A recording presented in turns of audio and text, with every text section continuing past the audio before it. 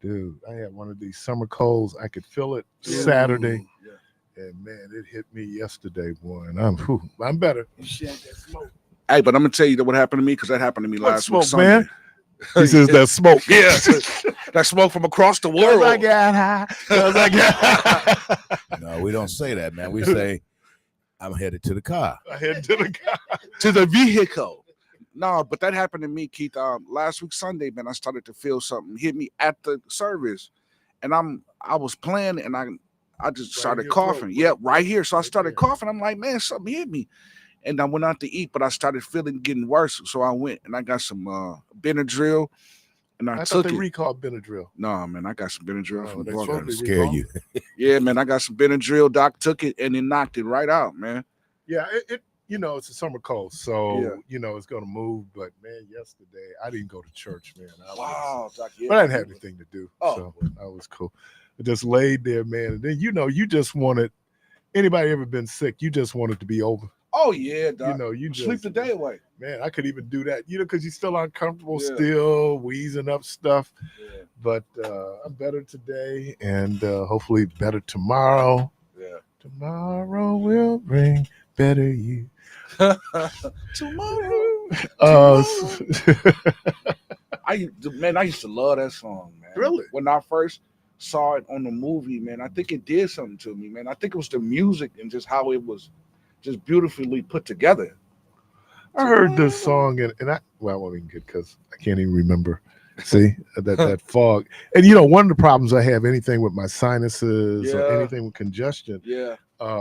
When I had my stroke, it was like right here, right back here. In the back of your head. Right. And so there's a little spot there where there's nothing there basically.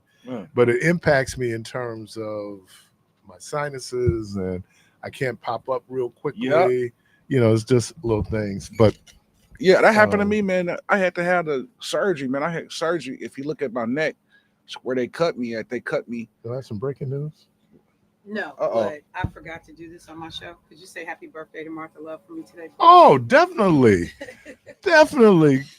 I just spoke with Martha last week. And Barack Obama, but today is Martha Love. Today's B's birthday, too? Yes. The one?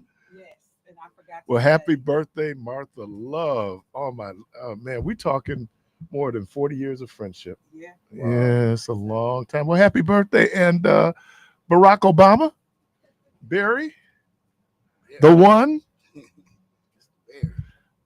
Boy, you better not ever say anything bad about Barack Obama.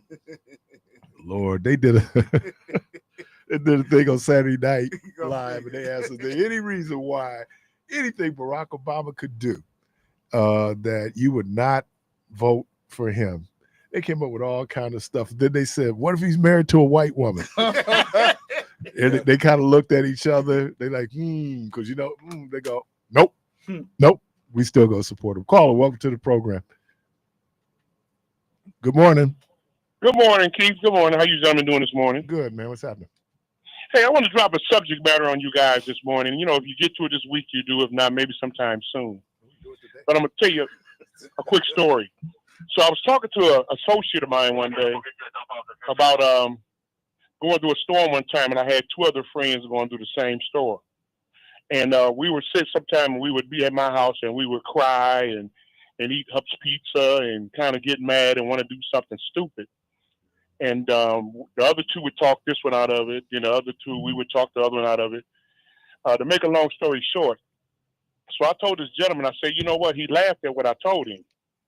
I said, but I bet you right now today, I bet you $1 to a donut, there's some men in Walpond right now today that would tell you they wish they had cried. Yeah. Yeah. Back up and up on the insert quarter file right there. Man, are you 5-0, man? You're right. Are you on the truck or something, man? What's going on? No. I'm dumping the load. There's a guy on the CD radio. Sorry about that, brother. Oh, yeah. I was just saying, hey, man, there's police on the phone. That's man. that, Okay, no. Right. You supposed to call and keep me occupied until they get here. I got him on the phone. Hold on. Okay, no, guys. I'm in a dump truck, and that was the guy on the CD radio talking to me. But so what I was saying, I told the guy, I said, you laugh, but I'm really bet. Come back a little bit more, actually. And it would be nice if some guys will probably call in who listen to your show that will probably tell you, say, man, you know what? I wish I had cried instead. No, you that know, is true. No, I'm sorry. One of the things when we do our fatherhood classes is that we talk about, for Black men in particular, anger is one of the emotions that we're allowed to express. Yeah. We're not allowed to express fear.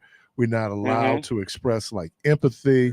You know, we got to be hard. You know, I mean, and so anger is one of them. I agree with you. You need to. I said it last week. Sometimes you just need to holler. Yeah. You know, Amen. and we bring the couch out from time to time, and we do it kind of tongue in cheek. But sometimes people need to decompress emotionally, and you're pinning all that up. Wow. I'm the Men's Day speaker at Greater Galilee this coming Sunday. And that's going to be one of the issues that I talk about. This idea of us. What does it look like to be a fully mature man? But I agree with you, bro, that you got to be, you know, that's what your boys are for. Exactly. You know, like with your boys, you can be vulnerable, right? You know, and, Exactly. Yeah, some of them. Well, that ain't your boy. If you can't be vulnerable, when they ain't really your boy. You know what I'm saying? That's right. That's right. You know, where you just sit up and we be looking at him like, hey, but you know what? You my boy, man. Go on, let it out. Yeah. Because you're right. If I don't, at the Alma Center, I serve on the board at the Alma Center. We say that which is not transformed is transferred. Yes, sir. You know, so if you don't deal with your anger, then your anger is going to be expressed in such a way. And, you know, there's a lot of hurting people out there, more than we want to acknowledge. Yeah. Yes, amen. You know, and for a lot of different reasons. You know, we've had the trauma of our upbringing. There's all these things. Being a Black man living in America, it ain't easy. Yeah. Because it's hard out here for a bit. No, that's right. But I just thought, you know, and maybe hopefully some of your listeners to call in and kind of maybe give you a brief story that would touch on the fact that I wish I had cried. Nah, man, I actually got one right here in the studio, man. And I say this to this young man every time I see him, man. Kwame Nixon. Wow. I love Kwa for the simple fact I was going through this. It was a real serious situation that happened to me that almost caused me to make a serious decision. A life and death decision. And just so happened when I was on my way to make this decision, I ran into Kwame Nixon on Hampton. Him and Mohib, they were standing outside where that Walgreens is on Hampton and Hopkins, where the Walgreens used to be. And they were standing on the corner and they was talking to young Black men. And I pulled up at that gas station that was right over there. And I pulled up and I was going into the gas station and I was angry and I was heading somewhere. And he seen me. He knew about the situation that happened and called out my name, called me over across the street and stood there and talked to me for about 30 minutes and talked me out of making one of the worst decisions of my life, because it was only two ways, man, that this was going to end. It was either going to end up I was in jail or I was going to end up in the grave. You know, we talk about that misquoted, misapplied scripture where it says that the Lord will not give you a temptation, basically, that he will not allow an avenue of escape. Now, I try not to be superstitious about these things, but the fact that you had, thanks, brother, the fact that you had that moment. Yeah. Because here's the other option you had. You could have just whatever, man, whatever you say, and kept going. Yeah. So I agree. I think that how we have conversations becomes real important. And look, maleness is fragile. When we talk about being men, and this even beyond Black men, it's fragile, man. Yeah. And so any little thing can throw us off. And then the values that we teach our boys growing up, in terms of, because we always talk about, I just heard Jamal Harrison Bryant just talk about how soft we are. In some ways, maybe we should be a little softer, because this being hard got a whole lot of folks up in Walpon. You know, I mean, right. And then you sit up and what y'all say this morning? 5 minutes. Yeah. 5 minutes. Yeah. And now you're looking at life based on 5 minutes, man. You know, sometimes it's not even that, man. Sometimes it's 20 seconds. Yeah. It's 20, 30 seconds that you some make that folks, decision. Man, just, you know, I know I used to do this, not at anybody, but at myself, man. I used to be the most frustrated player. I get so angry at myself, you know, for either missing a shot or, man, you know, it's just like, and so that anger management, that emotional management that you have to have, because you can say some things and do some things in a moment of passion that, you know, you will later regret. I mean, consequences should be a forethought, not an afterthought. Yeah. But when you're in the emotions, you don't think about it. Right. You just act. Yeah. And notice you used the key word there. You didn't think. Yeah, you didn't think. Yep. Caller, welcome to the program. Good morning. Good morning. This is the Reverend Dr. Andrew Ward. And regarding what your last caller, what you were just discussing about crying, I've said this before. I want to say it again. If you were a punk before you started crying, you'll be a punk when you get through. And if you were not a punk when you started crying, you'll still be all right when you get through. Another thing I want to tell, I know I've told you this before, and I want to tell Michelle before she went off. When you're talking to somebody, anybody, especially like the frequent caller, Reverend Republican brother, just because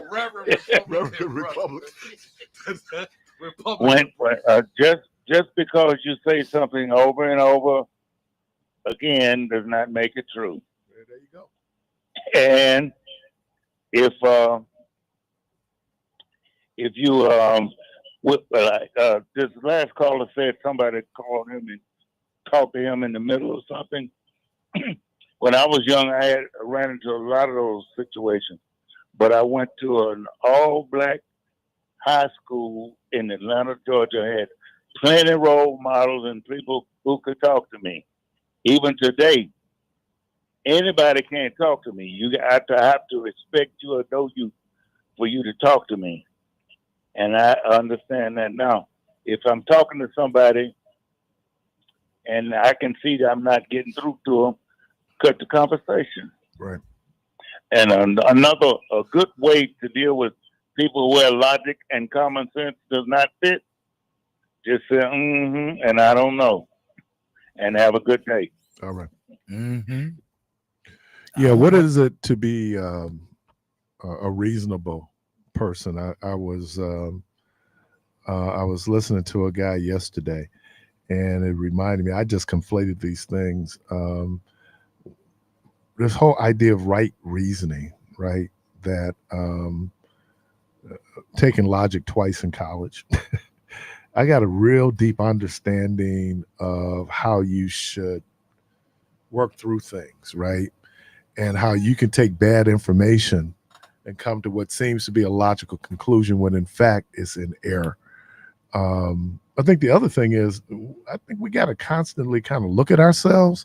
It was funny yesterday because, again, when you're at home sick and all you doing is just thinking about life, you know, now it was a cold. If I died from that cold, I had something else going on. Right. But, you know, you had those moments, man, where you can just kind of reflect on it. You know, someone told me that the tough thing about being in Dodge is that you lock down 23 hours a day, which means that you're basically with yourself for 23 hours.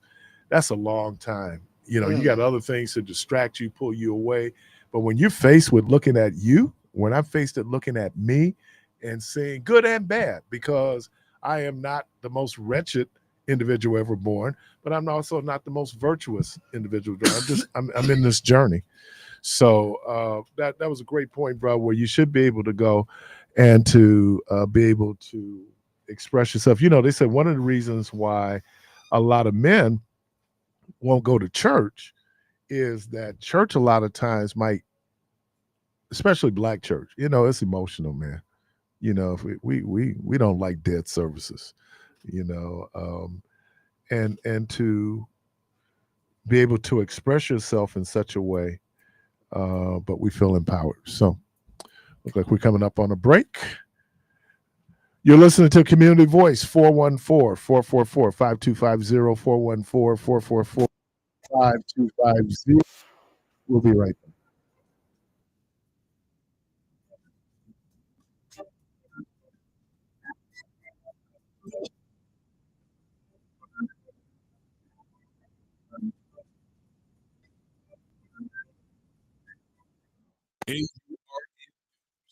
I'm Sharp Rock in Black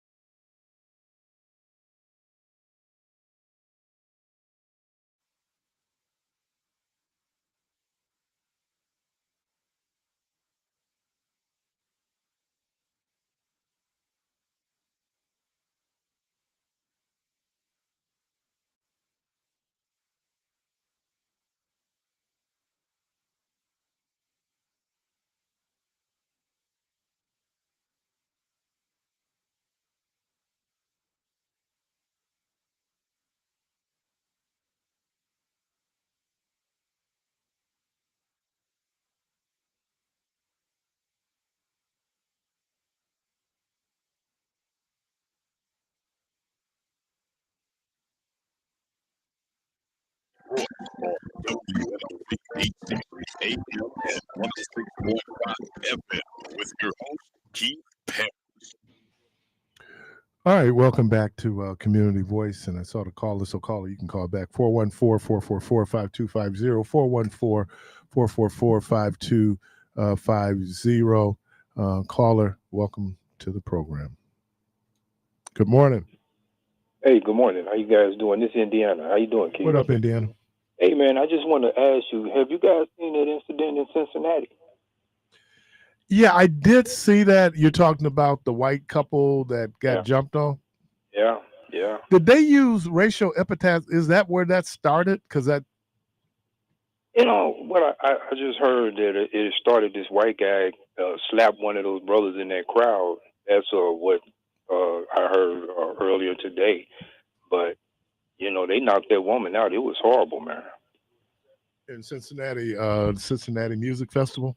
Yeah, that's how I reported. That happened last Saturday. Yeah, and well, it was serious enough that the police chief called a press conference. Fox and Newsmax showed it live. But my understanding, there was something that was said, and that's what precipitated it. Have you seen the video? Yeah, I saw parts of it. Yeah. Mm-hmm. What are you thinking? No, I you know, at first, you know, like I said, you know, my heart went out for him because it was horrible until the dynamics changed after I heard that it was initiated by that white couple. They started. Right. And that's the whole piece of it that, you know, in America, you got the right to say whatever you want to say. Oh, man, aren't we coming up on the anniversary? Yeah. Are we coming up? No, you know what I'm talking about, right? Mm-hmm. The chair? Are Yeah. we coming up? That happened in August. Yeah. Huh? Fold up chair. The fold up chair. Yeah. All right. Yeah, man. I Toss think the hat in the air. Yeah, that's it. That's it. That's it. So that's the bat side. No more. yeah, man. It was just like folks was coming out of everywhere. You know, because it's 400 years. People want to get a piece of that, man. You know? What did he say? That's all I can stand because I can't stand no more. Stands all I can stand. Yeah, man. So I mean, it was bad, and I think the optics of it made it such that here you had like what was it, about 5 black folks who basically was fighting 2 white folks, right? No, actually, it was 2 white dudes and a female, and it came out that they were Russian. Ooh. Yeah, and it first came out that they used the N-word to someone in that crowd. Uh-huh. Later came out that the guy slapped one of those brothers. So news media is not going to report the other side of it. They're only going to show the aggression side of us. You know? Right. Well, thank you for that, brother, because what is today, the 4th? Yes, it is. All right. Tomorrow is it would be the 2nd anniversary of the Alabama cheer brawl, referred to as a chaotic in Montgomery Riverfront, August the 5th. People never look at folding chairs again. Whoever thought that folding chairs would be part of our revolution. Man, listen here, man. It's nothing like that old church chair, that folded up church chair. Because you remember the wooden? Yeah, I remember the with wooden, the little slacks on Yeah, it? I hated those though. I hated those. And you know, and the interesting thing is that music festival that goes back almost 30, maybe 40 years, wasn't it? At one point, the Cool Jazz. It was like one of the last cool jazz festivals they did in the country, and then it became the Cincinnati Jazz Festival. And Rhonda said she was out there one year for a conference, and she said, "Ooh, folks were clowning." Ooh, so yeah. So I did see a little of it, but like I said, the reaction was they're trying to make it a racial incident. Well, if you're gonna make it a racial incident, make sure that you do the whole piece on it, right? It was precipitated by something someone said, and then that just turned into what it turned into. It was ugly. It was ugly though, man. Yeah, and I guess the white woman got knocked out. Oh, cold. Yeah. She probably was the one that used the word. No, she went over and tried to hit someone or fight her sister, and this brother cold cocked her, man. He actually sucker punched her and knocked her cold. Hey, it ain't a sucker punch in a fight. Not to fight.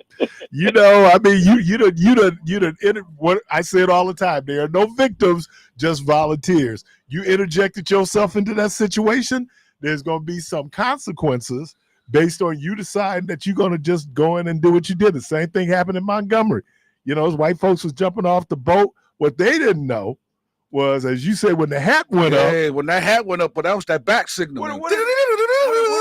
There's a thing they do in carnivals where they yell out something and people know in the carnivals that something's happening. But yeah, it's the same thing, man. It's like on your block. You know, like you on the wrong block. Man, you talking crazy, and they make people start whistling. Oh, Doc, you better run. You better run. You got Negroes coming from everywhere, man. And wheelchairs too. I ain't lying, Doc. They coming out. They coming to see about you. You don't live in this hood, and you ain't gonna get a piece of that anyway. Oh man, have you ever seen? No, and I'm not that guy. But there was some people I saw got us like, man, I'd love to get a piece of that. Listen here, man. That chair that young man used is in the museum right now, standing up against the wall. You think it should be in the Museum of African American History? You hate the museum. You know, this ugliness that Trump spilled out of his stupid mouth has gave these people courage, and they off the chain, man. They really are. Yeah. Law enforcement, I mean, all these, it is crazy. Yep. It is. Yeah, it's funny that you say that because I just saw a video on Facebook of the law enforcement. Like, it's like they getting real beside themselves now, man, that they got a leader that's in office that's pretty much pushing how they really feel. And so you seeing this stuff, and they pretty much doing what they want to because they know, man, that Trump wants to give full immunity to these guys. So I can do what I want to, and that you might go tell on me, but guess what? There's no lawsuits and nothing's going to happen. I'm not going to be reprimanded for it. Yeah. And so you can go tell. I don't care, but I'm still going to punch you. Well, you can just see what happened in Memphis, even though those were black police officers. Yeah, unbelievable. People back to blue. Yeah. I mean, young man lost his life unnecessarily. It was a brutal beating. I mean, when you watch that tape, you're going like, wow. Unbelievable. And they basically walked. They caught some charges, but they didn't catch the serious charges. Yeah. All right, bro. All right, man. All right, peace. Caller, welcome to the program. Good morning. Hey, Keith. This is, I just want to, I have 2 questions, maybe some comments. Okay. And they're going to be, okay. I'll go with the first one, okay? The first one is dealing with, are you familiar with this channel, DW? It's a German channel, and the significance of that is on August 9th, they're going to have something dealing, it's called World White Hate. It's going to be dealing with white hate groups and how it's growing across the country. They're also going to, some of these white hate groups have killed, too. And it's on DW. If you don't get it, I get it here. Okay. But it's going to, and also it's going to be dealing with another one. It's going to be dealing with German colonialism, and they have podcasts on that. They're going to talk about how the Germans, what they did in Africa, led over to World War II when they were killing the Jews and everything. Okay. Different ways of killing people. Right. But that's on August 9th. And but it's pretty interesting on there. They're just talking about they don't have any world black hate, but they have world white hate. Mm-hmm. And I thought that was very interesting. The fact that they're even doing something like that. It's on August 9th. Okay. So get a chance to watch it and probably let me know what you think about it when you watch it. All right. Another one would be is dealing with. I've been hearing they closed about 5 or 10 or 13 grocery stores in Milwaukee. What is going on there? The 5 pick and saves that they closed here? Yes. Well, the Roundy's Corporation, which owns Pick and Save, cited financial reasons for closing those stores. 2 on the north side, 1 on the south side, and then 1 in Franklin. I think the other one in South Milwaukee. We have our own sense of why we think it happened. But it wasn't just on the north side. It was also south side, and then Franklin and South Milwaukee. They made a business decision. Okay, is there going to be, what about these stores? I've heard about some city-owned grocery stores. Would something like that ever work? I mean, grocery stores have a very slim profit margin. Could a city ever step in place and Well, that's what run? the candidate Go for ahead. mayor in New York, is Mandani, has suggested that they would have city co-ops. But you're right in terms of distribution of the food. And here's the other piece: we're going to probably be looking at shortages pretty soon of certain All right, go items ahead. because of the tariffs. And Okay. there's certain things, like someone was pointing out, bananas. Well, we don't have an Okay. environment here where we can grow bananas. So then we're Right. dependent on importation of bananas. We can do coffee here, but not like they can in other countries. And so we're going to see an increase in the cost of coffee. We're already seeing the increase in the cost of beef. All I'm saying is that if you look at, as you said, that profit margin, and I would think because it's a co-op, then they don't have the same profit demands that one might have if you're a company and you have stockholders, and that you have to make sure that you're as profitable as possible based on the stockholders. But co-ops, what is the co-op that we have here? Is a national co-op. God, it's Rhonda, if you're listening, it's over on there's one on State Street, but it started as a co-op and it's a store. But right, and then it further exacerbates the food deserts that we deal with in certain communities. The assumption is, well, if you got a car, you can get anywhere. But what if you don't have a car? What would be the cost of an Right. Uber out to the nearest store? The cost of the Uber, then the cost of the food. We were just talking about when you walk in the store and think about it. I'm not even blinking. You can spend $100. Right. And walk out of there with little of nothing. So yeah, we need to be mindful of where we're looking at. I was just thinking this morning, because it's Monday, I can say Trump. But when you're looking at this whole idea of tariffs and what it looks like, look, the people who are making decisions can afford the higher prices, right? The people Okay. that are impacted cannot and won't be Yeah. able to sustain it at some point. So this dude is getting ready to wreck the economy, based on his whole sense of what he thinks the economy should be. I mean, I understand he went to Wharton, but I don't know if he spent any time in the classroom, because most economists, even the most conservative economist, says that tariffs are a bad idea, and tariffs should only be used in extraordinary situations that requires a certain response that you want economically. And then because he's so arbitrary, it's 35 on this group over here, 15 on this group over here, until you begin to realize that there's certain things. Like, I was just looking at some medication that I use. It's done in Ireland. So the EU sends a significant amount of pharmaceuticals to the country. So if you tariff pharmaceuticals, that means that your cost of medicine is going to go up.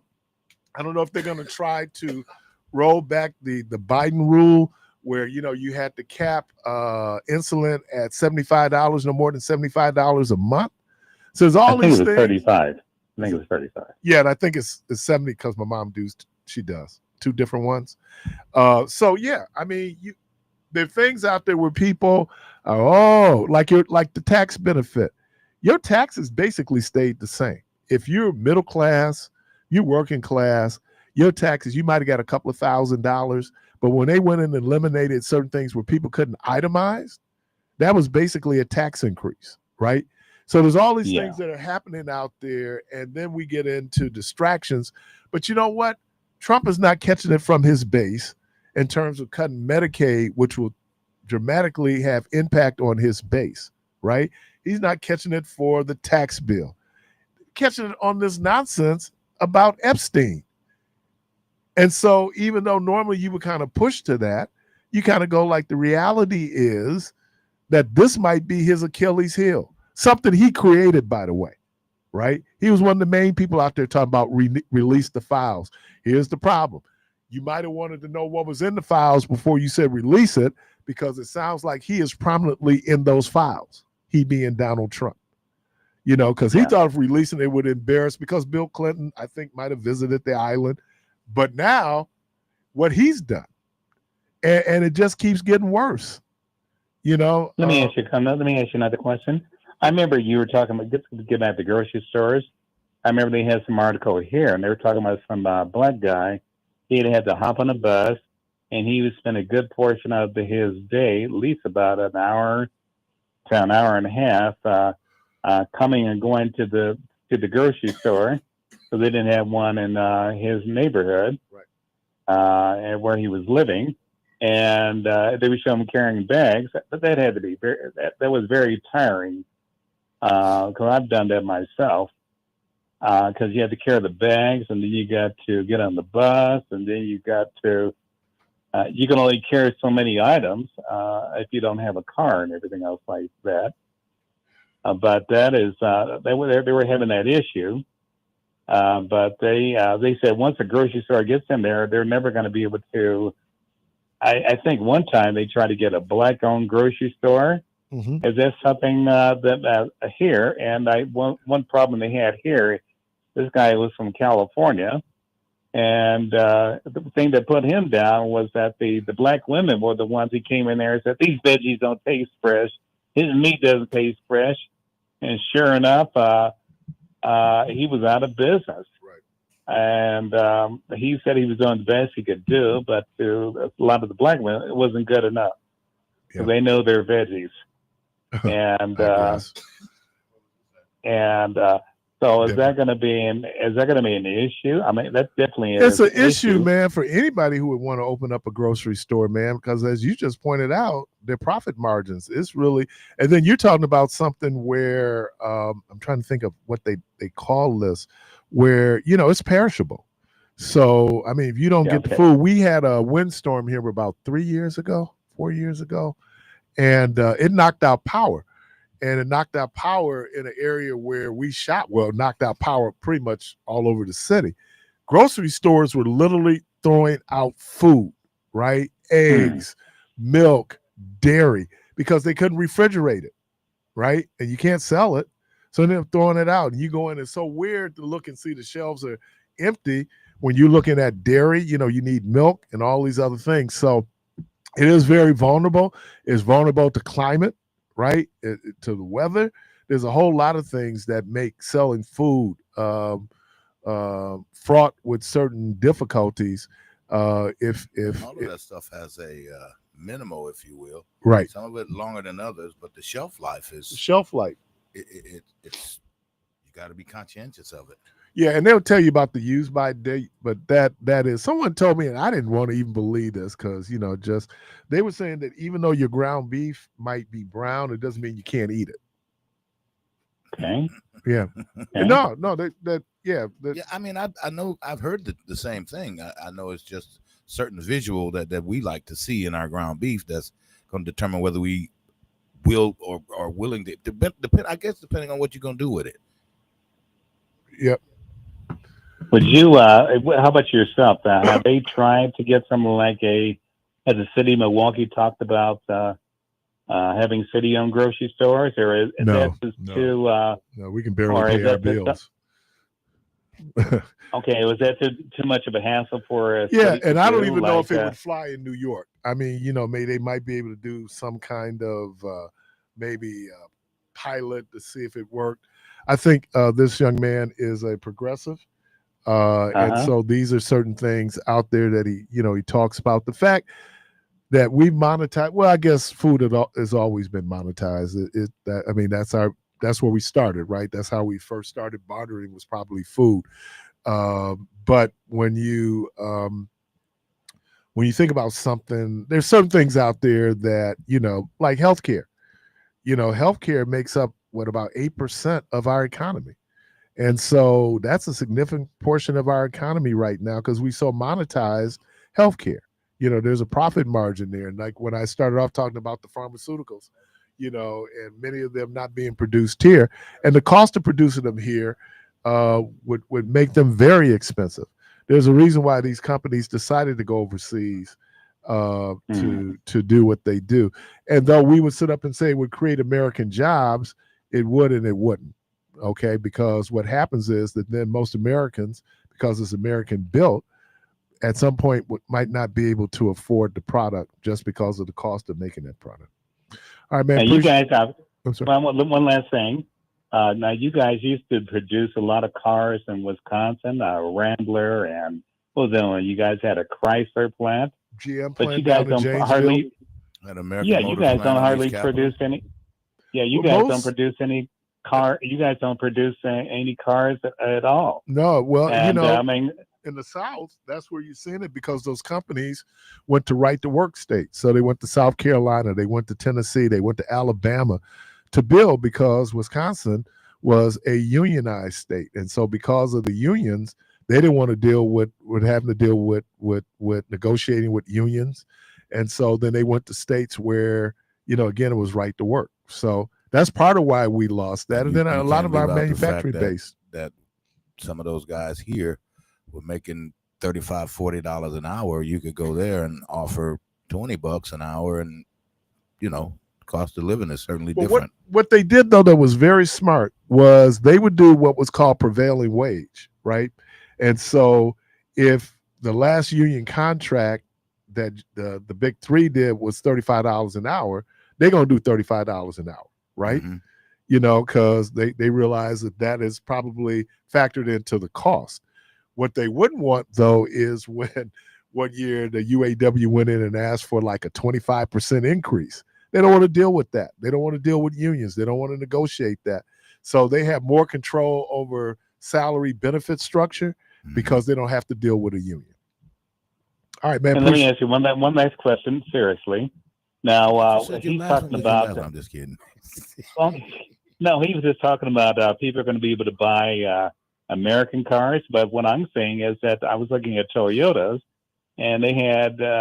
the RAV4, and it seems like a good portion of their products are made in Japan, Canada, and they're and Mexico. Mm-hmm. How's this? I mean, even if they do get these parts, but they're not hardly making any things here in all. Right, because I mean, China makes them, and then if we get into some other places, and we, like you said, we get our medication from probably India. I didn't know that. Yeah, India. Oh yeah.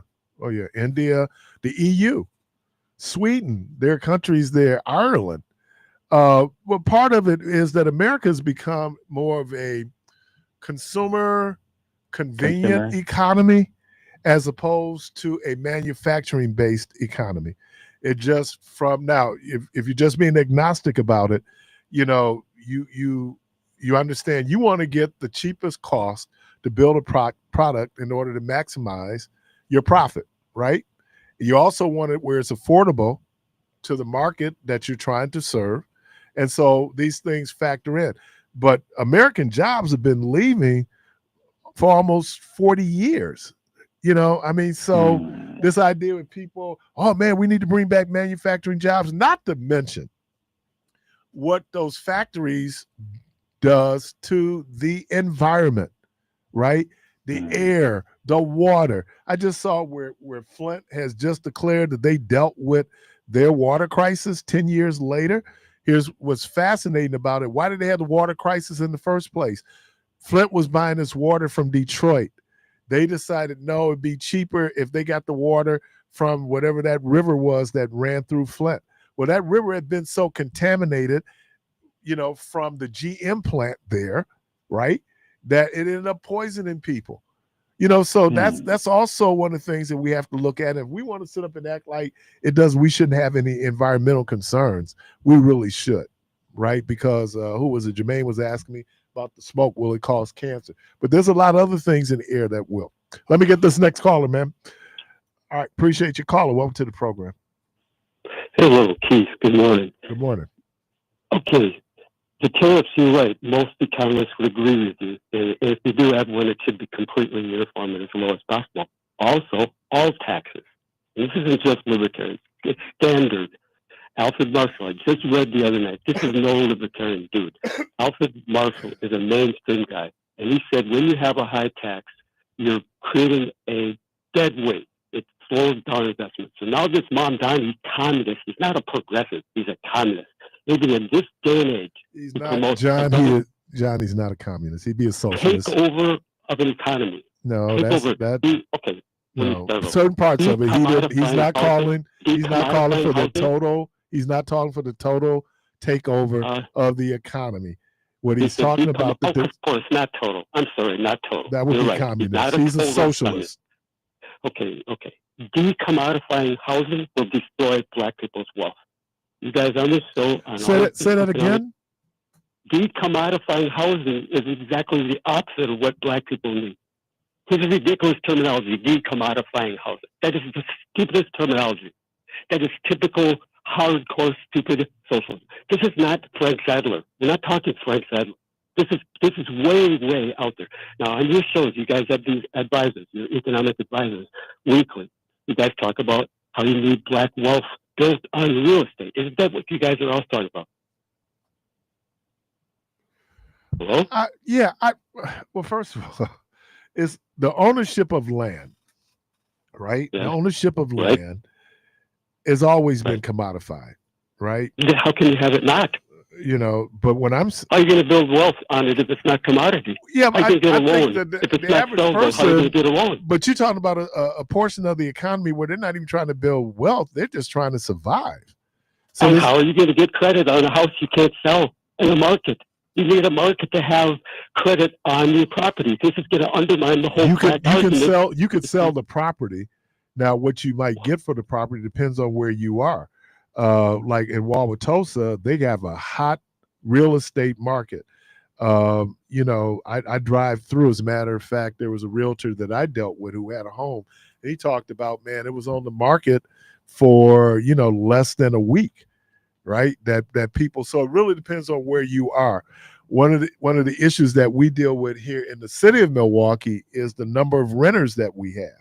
Well, a lot of people wouldn't even be they wouldn't be credit qualified. The income is such that the house that they could get would they probably could, because they're doing $1,000 a month for rent. They could do $1,000 a month for a mortgage, but you make it more difficult. How are you going to get black wealth creation if the fundamentals of what you guys are all talking about? That real estate is the foundation compared to what people have all of this 90% higher underneath the wealth. Whereas you guys are at the bottom developing a real estate foundation. So here's the guy pulling the carpet out from the real estate market. He's using it as commodity real estate.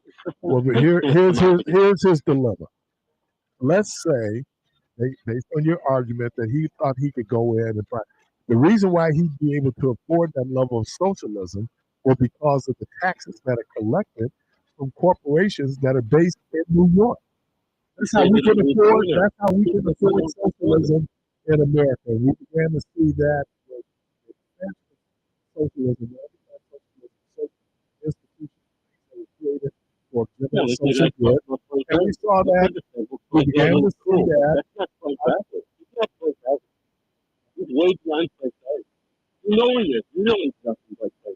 This is way nothing to do. I think he really has to do that. I think also with that general some moderations of this.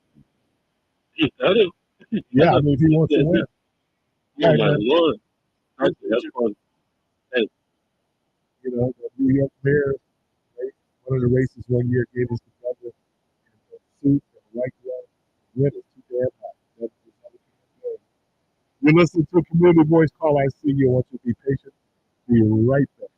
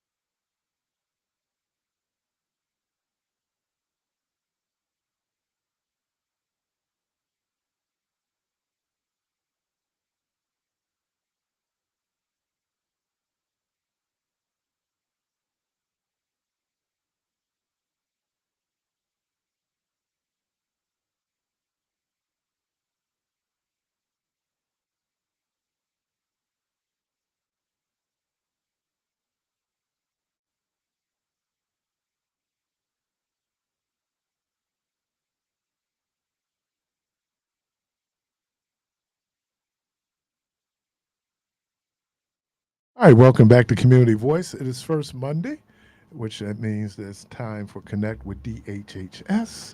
Good folks there at Milwaukee County Department of Health and Human Services. And so this morning, we're doing in the studio. I'm going to let them introduce themselves so I don't kill their names. Hey, Lakeisha. Well, so Well, good morning. My name is Lakeisha LeGrand Hart. I am the Youth Transition Supervisor for the Aging and Disability Resource Center. And I'm Louis Hanawaka. I supervise children disability at DHHS.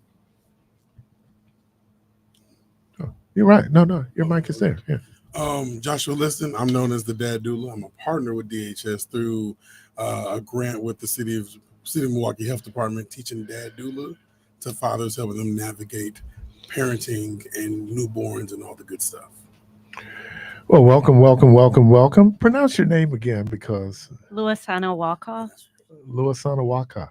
Yep. May I ask? I'm Puerto Rican descent, Okay. and then I kept my married name. Okay. Oh, all right. All righty, we'll keep moving. So today, let's talk about we talk about support services, and so when is a good time to start the discussion on transitioning youth to adult programs?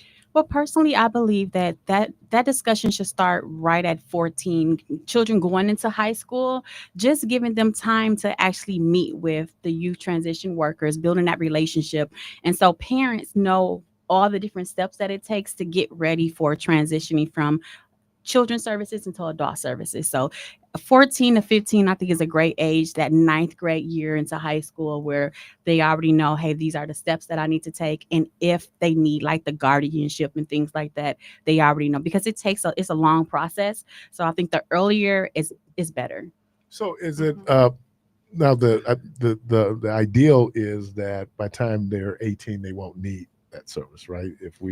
The ideal is, it depends. Each Okay. case is different. So usually I get referrals when they're 17 and a half. Okay. And if they in children's services and they do still need those adult services, we want their services begin at 18. So their 18th birthday, so there'll be no gap in services. Yes. So what would be like, what would I be transitioning into from? Is that what a way to construct a sentence? Hopefully you understood. Yes. So Okay. it's their services. So we have, there's children's services. So it starts from that birth to 3 and then up to, they stop them at 18. Correct. Yes. So there's CLTS, which is typical that we transition. So it's that long-term care for children at any age, really, 0 to 18 years old, or 22 if they don't qualify for adult services. Yep. So what we do is, we provide all the long-term care for children and families up until they're able to transition to adult services, which then takes over.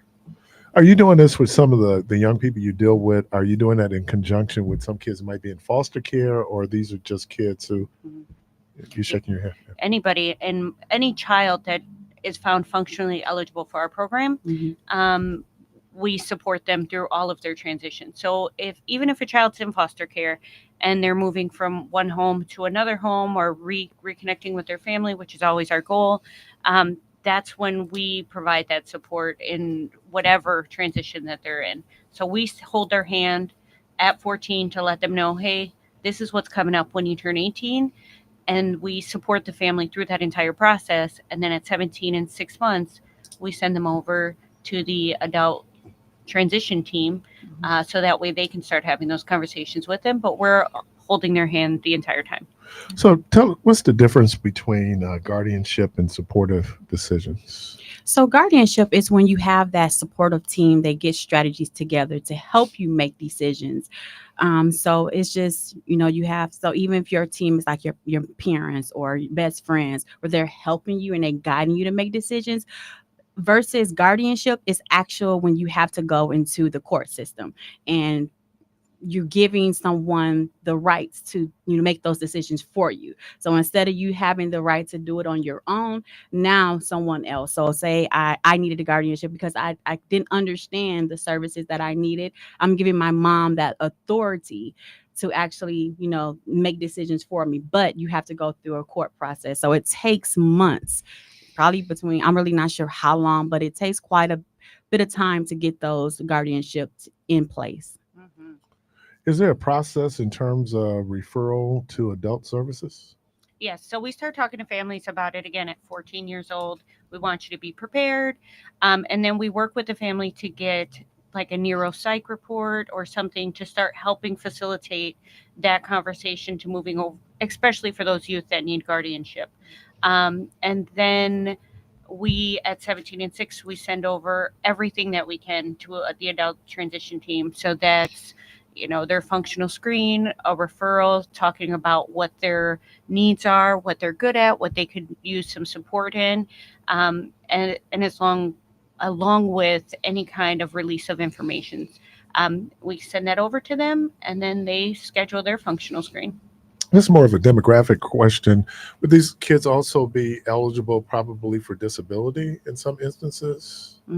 Yeah. A lot of our kids, Wisconsin's really great in that even if a kid's family makes too much money, we offer Katie Beckett in the state of Wisconsin. So then those kids can get Medicaid through the state of Wisconsin, and that's how they're found eligible for our services. And then once they're found eligible for Katie Beckett, that makes their transition to getting Social Security a lot easier when they turn 18.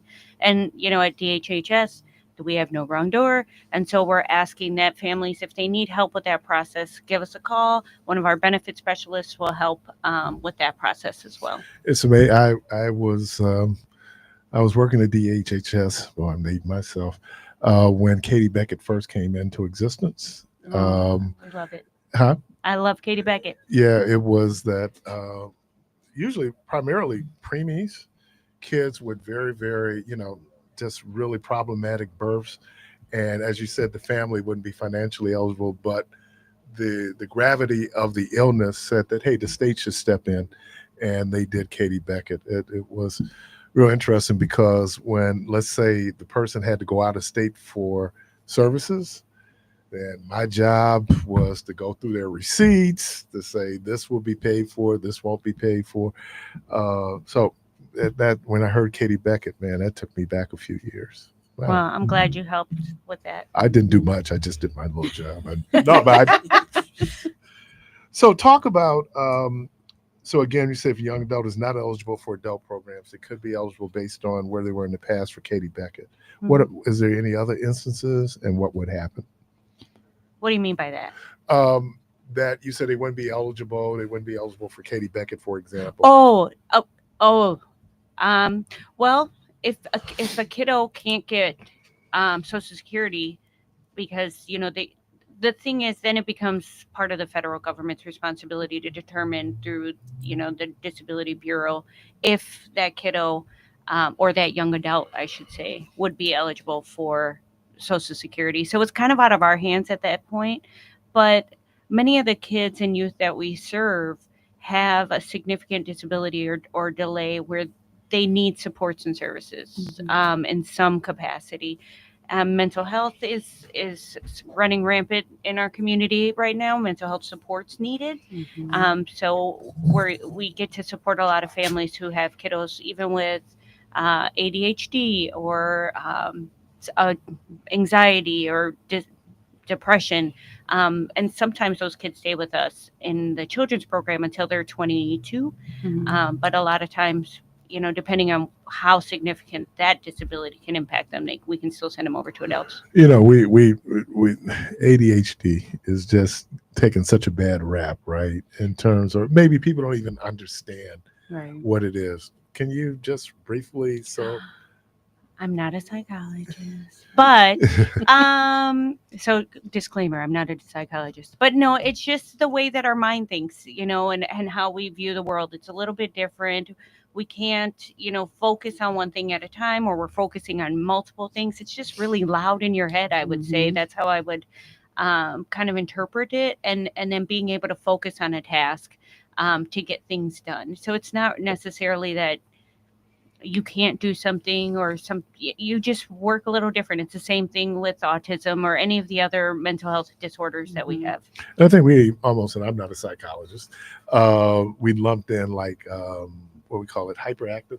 Yeah. You know, there's some young people just got a lot of energy. You know, Yeah. they're just, that's not the same as a person not being able to concentrate or have a lot of different things going on and how they're thinking. So at least in terms of us having these conversations around certain behavior, you know, I grew up in a culture where, you know, they figured the belt was the answer to everything. Ain't nothing wrong with that, boy. You know, I got something for you. Well, no, there is something wrong with Keith. And you really, and the belt is not going to help Keith. You know, we really need to get him into some type of therapeutic care to make sure that now we try to deal with him managing that situation. So now, are they now in adult disabilities once they transition? Yes, once they transition, they go into the adult services. So, like you were saying, they have to have a disability though. So, when it comes to those adult services, it just can't have a mental illness. So that's where the qualifications come in at. So they'll be denied if they don't have some type of disability. It could be the ADHD, like you were saying, or the autism, or anything of that nature. If it's just a mental, if it's just mental illness, then they'll stay over in the CLT program. Once we send that over to them, saying them that they're not functionally eligible for our program, so they'll go right into the adult services on their 18th birthday. Josh, what's happening, man? How you doing, sir? How you I'm doing? good, man. Boy, I'm aware of doulas. I've never met a male doula. Tell folks what doulas are, what they do. So a doula is an emotional or spiritual support through a instance in life. So you have birth doulas, death doulas. My wife calls herself an artistic doula. It's just someone who helps you navigate a space using spiritual or emotional components. Because when I would think of doulas, I always think about women getting through pregnancy. But more so, is there a particular group of folks that you focus on? So I am trained and certified as a holistic full spectrum doula. So I do prenatal, postpartum. I'm trained in all that. I decided that my talents were better used for helping men and non-birthing people navigate pregnancy versus the traditional doula role. I'm connected to all of them in the city. I love what they do. It's just too intimate. And the birthing space for a woman and her doula is really, really intimate. I only want to do that for my wife. So like my wife got me for that. Let me teach you all how to do that for your partners versus, me trying to do that. That wasn't for me. Right. The importance of men, even though we don't birth the babies, we certainly have impact on the birth of that baby, obviously. So talk about the importance of that, because the studies have shown how important it is to have supportive partners when a woman is dealing with pregnancy. So how important is that, and what do you do with these men to kind of help them, one, understand it, and then help them navigate it? I think the single most important stat I've ever read as doing the work I'm doing is that the role of a partner can lead to life or death of both his partner and the child if he is not intentionally in the space and knowledgeably in the space. And so birth outcomes decline almost 60% if there isn't an educated partner in the space. But then on the flip side, postpartum deaths increase if there is not a supportive partner in the mix of that in that process, or a support person. Doesn't have to be a partner, but that birthing person needs support. And if that support is not there, those rates drop dramatically. So what we do is we help men navigate, not just, and non-birthing people navigate, not just what goes on with the body, not just what goes on during pregnancy, but also how to tap into what you know to do in these spaces. And so we have a cheat sheet that we call it. Every trimester, we tell these men what's going on with the body. Why? Because if I can anticipate, I can be prepared.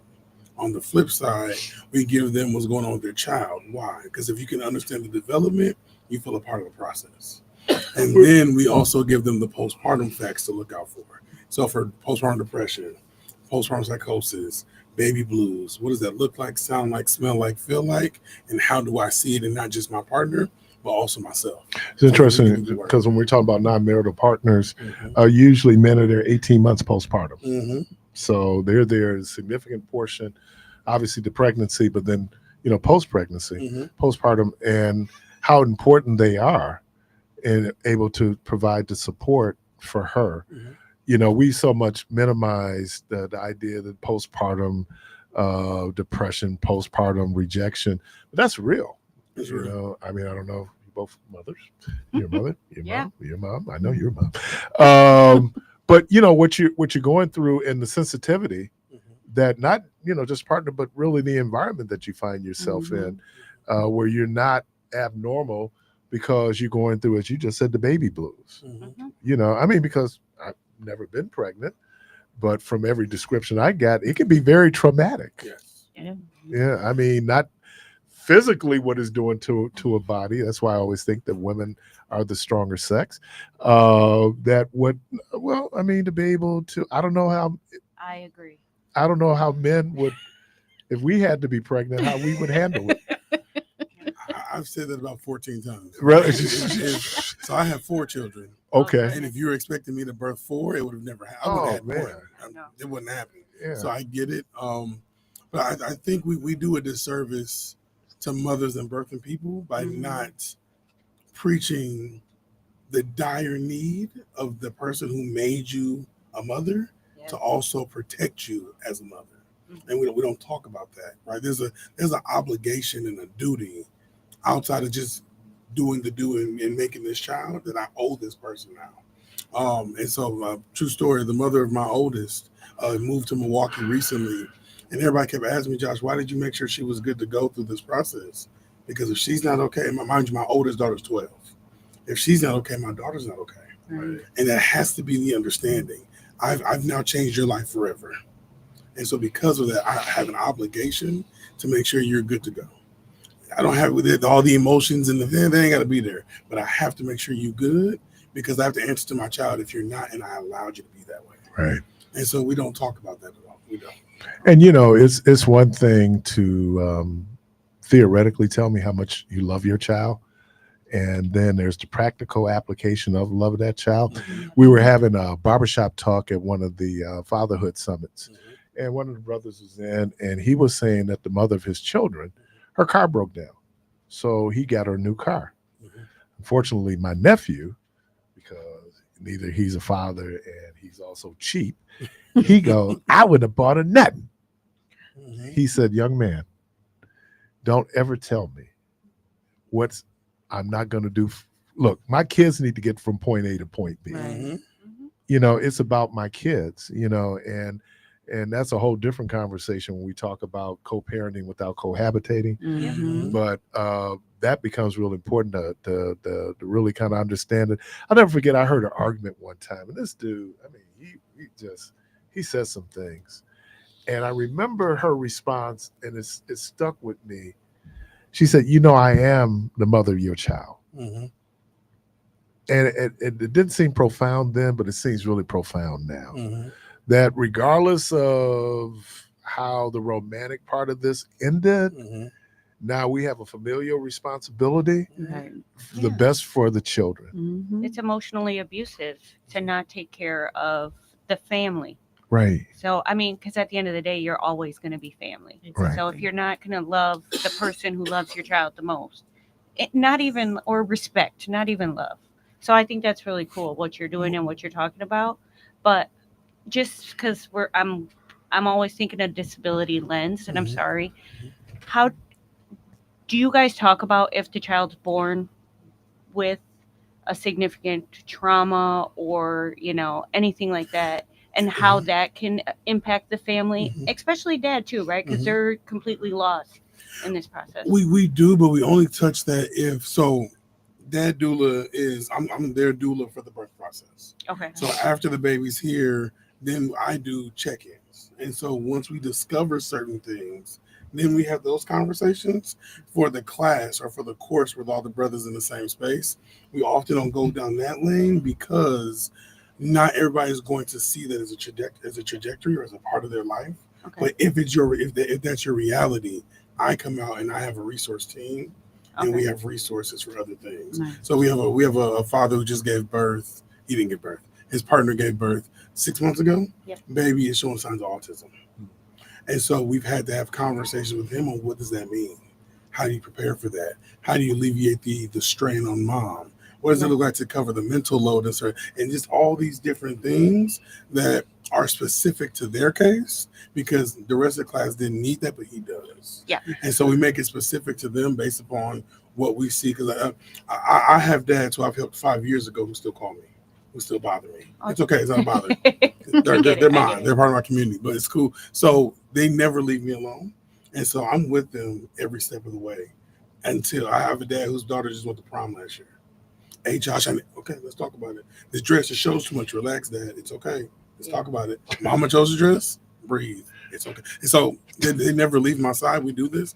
And so to answer your question, yes, but it's a case-by-case base because I don't want to overload dads to be with things that just may not be for them. Yeah. Let me give you the basics of it and the stuff you need to know, and then we'll work case to case as we grow together.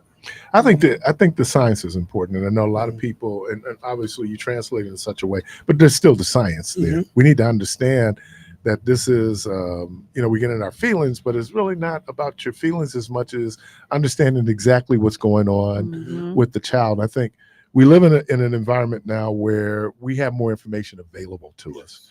My mom didn't have the same level of information available to her when she had me, right? And so now you just kind of feeling your way through. We talk about trial and error, but now we can learn a little bit more. And though people go, oh man, you'd be surprised. Bishop Buck talked about many years ago, he went to a fatherhood class at UWM. He came home and apologized to his kids. He said, man, I'm so sorry. He said, no, Dad, you were a great dad. He said, no, I made so many mistakes. And we're all going to do it. But I think if we can minimize it, the more we know, the better off we are. So I think that what you're doing is so important. And especially, I never thought about it from the male perspective, that we have someone there who's helping them navigate through that. And to your mistake comment, I think the beauty of being a parent with children is they don't call our mistakes. We call mistakes, right? My children had to help me navigate military as a veteran life, right? So they got daddy as a veteran and had to help daddy figure out how to put the uniform away and be a person again. Because it took me a very long time to let go of 10 plus years of Army drilled into me. And even when I apologize, I'm like, I'm so sorry you had to deal with that version of daddy. That version of daddy was cool. What you apologizing for? Oh, okay, cool. So they understand the ebbs and flows of Shaq's daddy. He was straight up military on him, It was bad. It was the drill sergeant hand, and it was get this. Right. It was a whole. Now I'm nurturing, and it's a different thing now. Use that, but that term becomes very important. The nurturing part of it. And a brother had called when I started the program, saying that can need to be a space where men can go and just cry, right? And it kind of got into some of these so-called soft parenting skills. Nurturing is one of them. Yes. Now, some of us came from environments where discipline was primary, but I think discipline has to be mitigated. Discipline is trying to get me to mitigate certain behaviors, so going forward, I don't do it because of consequences, right? And it's amazing. I always joke that how you don't recognize your mama with your kids, because that's not the same person that was with you. Your grandma's different. Oh man, grandma. I don't like their grandma. Yeah, grandma different. Grandma, pops, it's just like, wow, man. I can count on one hand the number of times my mama hugged me. I can count on one time the number of times my mama told me she loved me. Not with her grandkids, but I think maybe is the expectations that we have of parenting for descendants of enslaved Africans. There's some legacy of enslavement, especially when it comes to issues of discipline, where you want to punish them in order to get them to act a certain way. And I made the argument that Walpond is filled with people who got regular whoopings, excuse my clinical term, got regular whoopings. So I think the more we know, I think the better we can parent. Mhm. Now it's interesting you said it wasn't mistakes, because I'm kind of going like, oh, that might have been a mistake, but I'm not going to tell you that. So it becomes real important, man. Our kids don't see it, but I think the marvel in children is they don't see our F ups as that. They don't see it. But the number of kids who are in foster care and abusive situations who still want to go back to their parents. They don't see it as that. They call it that always amazed me. I was trying to figure out how to get away from my mother, and I wasn't in foster care. Send me back home. No, but I mean that because I love my parents. There's a soul connection there. Yeah. It's different. It's on another plane that we don't understand, especially for a child. Remember, their frame of reference is only so let's say somebody's 40. Their frame of reference is 40 years. Right. This child has a 5-year frame of reference, and their memory is 2 years of that, and that's all they knew, even if it was ugly. But that was still how they interpret love. So as a child, you want your father. You don't care. It could be a bad situation, but in the back of your mind, it's in your heart that one day you're gonna give me the love that I'm yearning for. So it don't matter what you do. It's foster care. It's like I'm missing something. You have to look at a lot of these. Today, you have a lot of parents that they're in 2 different homes, or you have children only have one parent. They're acting out because they're missing that other parent. So all that you have to take into consideration. My godson was talking back in the day. So what? Last week, you're listening to Community Voice with DH. Come back. We'll be right back.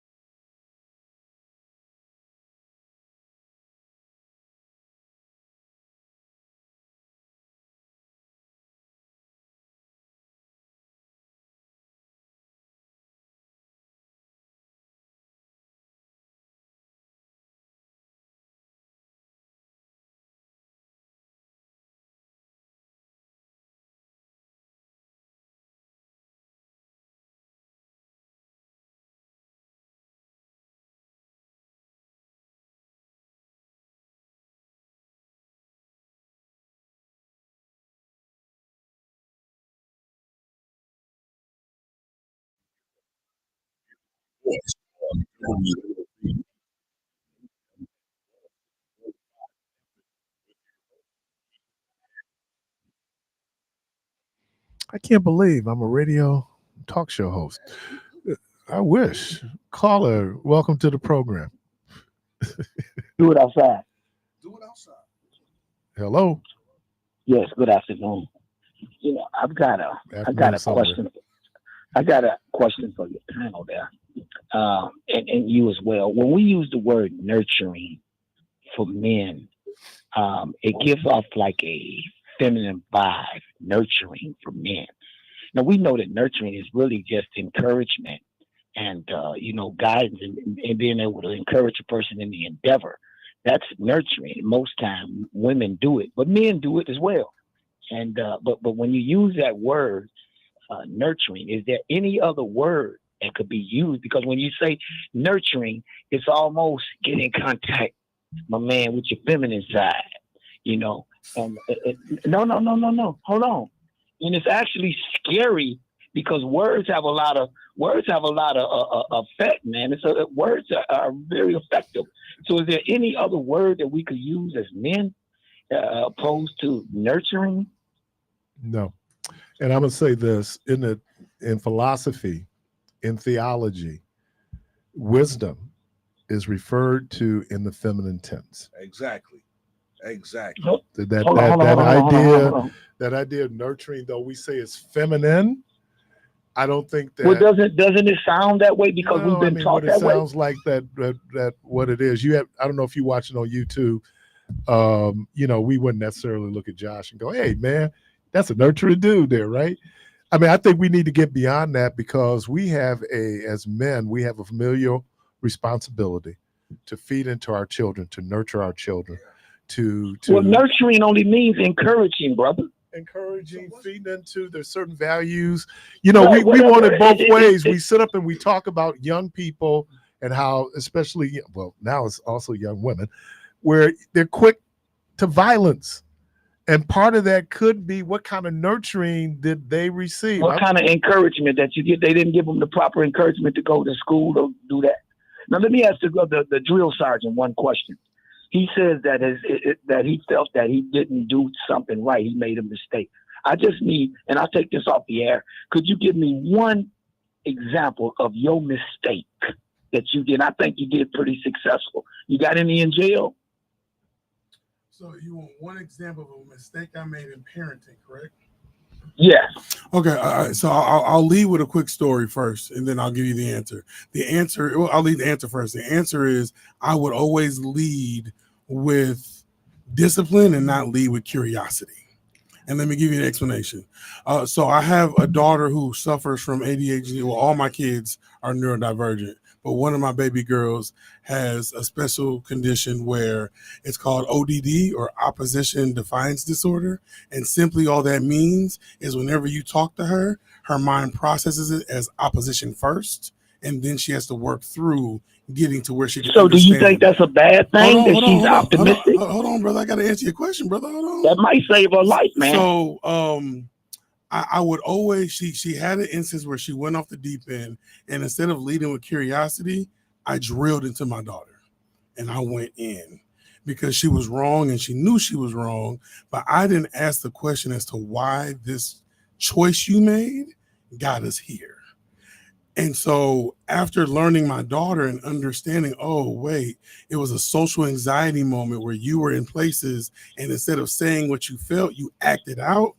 And all I did was damn you in that moment instead of giving you a safe space to land where you were already anxious.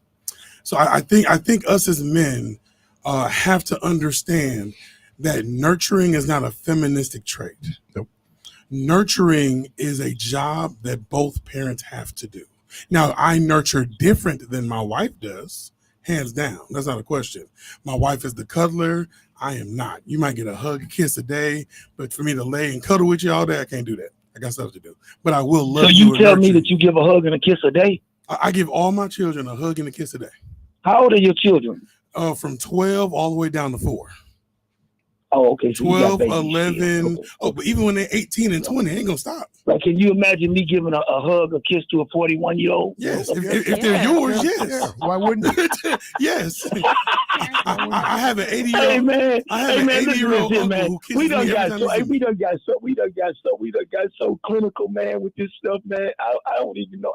I'm kind of lost, man.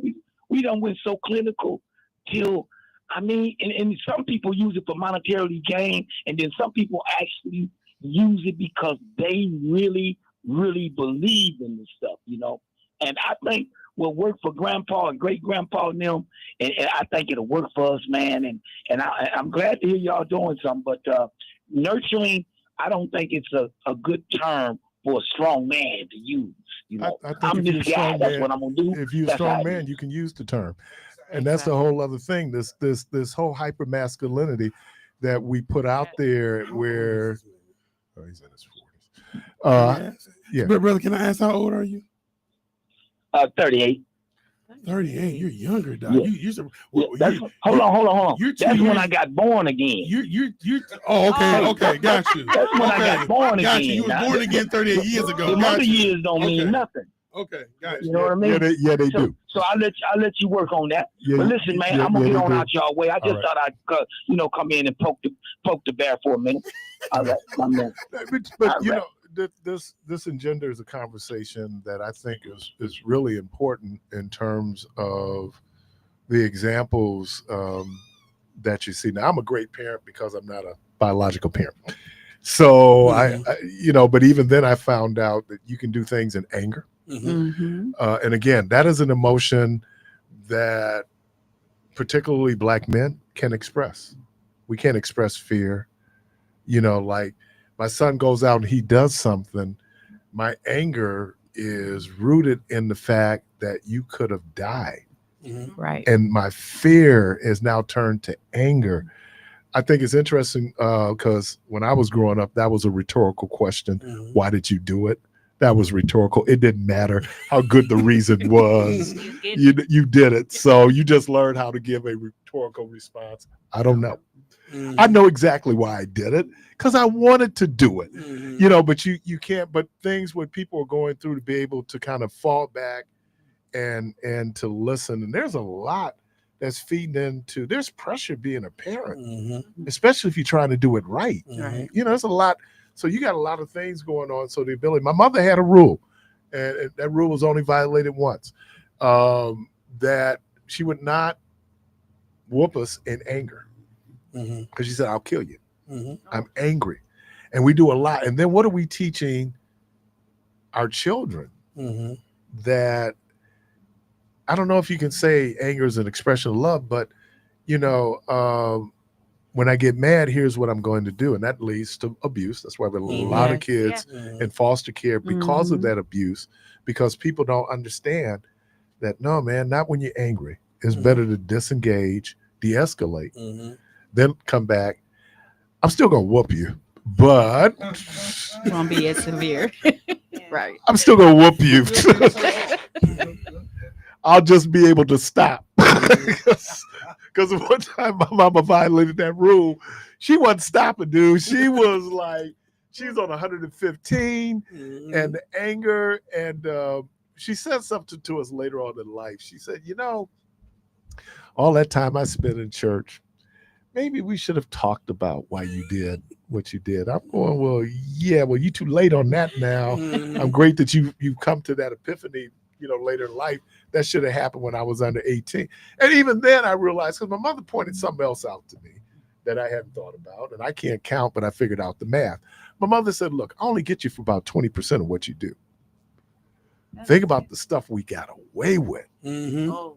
Yeah, I mean, you know, there was no social media back then. There was no social media, right? Yes, no pictures. Which I really respected this mom after what had happened. I don't know if it was down on Water Street. There was a bunch of kids. And she said, if you see your kids in this video, you need to deal with that. You know, a lot of times we're in denial because maybe I made a mistake. Well, yeah, you might have made a mistake, but now it's an opportunity to kind of do it right. And let's just be mindful of that. Man, It's always good when you guys come over. Good folks there at the Milwaukee County Department of Health and Human Services. And again, we were talking about young people transitioning from the youth program into the adult program. And then certainly Josh talking to us about the importance of doulas. And man, this has been a great conversation. Yeah. Thank you for having us. Anything y'all want to leave us with? If you have any kids that need supports or services with or without Medicaid, give us a call. We're happy to help in any way. And then even if your kid's about to be 18, still give us a call and we'll figure out how to support your family in that transition. So let me thank Josh. Your last name again? Liston, Liston. Last name, other last name is Zawadi, Zawadi. And I hope I'm going to see if I do this right. Lisana? Louis-Anna. Louis-Anna. Wakau? Waukesha, like Waukesha. Or, as the people who first get to Milwaukee say, Waukesha. Yeah. No, Waukesha. And Lakeisha LeGradhart, thank you all for coming in, making time. Again, it's first Monday of the month, and we.